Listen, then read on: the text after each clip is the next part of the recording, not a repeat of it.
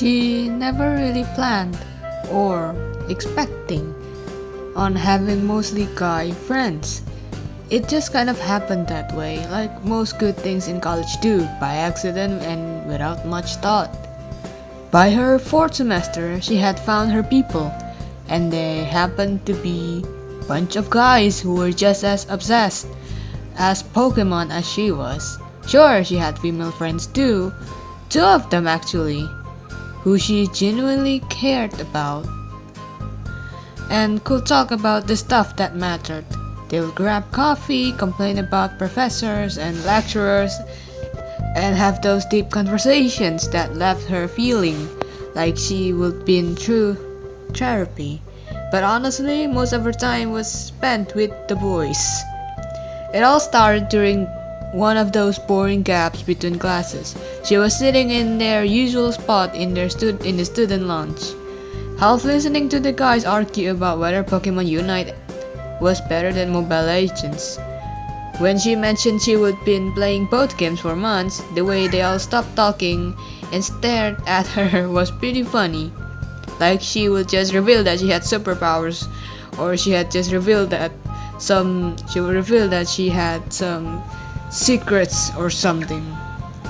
Next thing she knew, her phone was buzzing with friend requests, and she was officially part of their squad. The guys were all different, but somehow worked perfectly together. There was the guy who treated every match like some strat like some has their own quirks and playing styles that somehow meshed into something that actually worked together. Their friendship lived mostly through their phones, but it felt as real as any other relationship she would have. Every evening after classes, they would hop online for Mobile Legends or Pokemon Unite, and for a few hours. The world upset their games didn't matter. They would call out enemy positions, celebrating epic plays, and trash talk each other in the way that only close friends that could get away with. What she loved about most getting with the boys was how simple it was.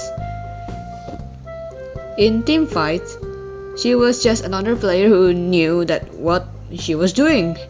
They respected her skills, trusted her judgment, and they never made her feel like she had to prove she belonged there. When she pulled off a particularly sick play, their excitement was genuine, not surprise or condescending. There was no drama, no complicated social dynamics, no walking on eggshells.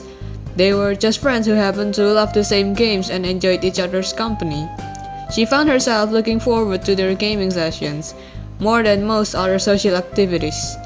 During loading screens and between matches, their conversations would drift to other stuff, like classes, drama, stress about exams, worries about the future, random thoughts about life. She got to know them in ways that felt natural and unforced. They genuinely cared about how she was doing, celebrated when she aced a test, and offered to help when she was struggling with the class. The group developed its own inside jokes and traditions over time.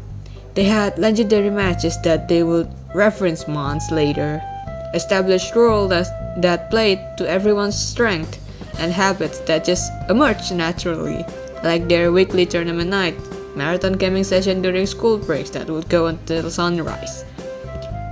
Her female friends sometimes didn't get it. They would ask why she preferred hanging out with the boys instead of doing more typical college girl activities. Well, she do like them, but somehow they couldn't understand how she could be so comfortable being the only girl in the group, or how talking about game strategies could be as fun as gossiping or going to parties. But that was the thing. With the boys, she didn't have to be anything other than herself. She could be competitive, strategic, sometimes loud and excited when they won a tough match. She could make jokes that might be considered inappropriate in other contexts. She could just exist without constantly thinking about how she was being perceived.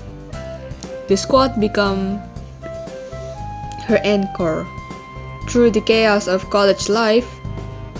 And when classes got overwhelming, when family stuff got complicated, when she wasn't sure what she wanted to do with her future, She knew she could count on logging in and finding her friends ready to queue up for another match. Looking back, she realized that some of the best friendships don't fit into neat categories. Her squad wasn't just about gaming, they were the people who made college feel like home, who accepted her completely, and who taught her that friendship could be simple and uncomplicated if you found the right people. They were her people, she was theirs, and that was enough.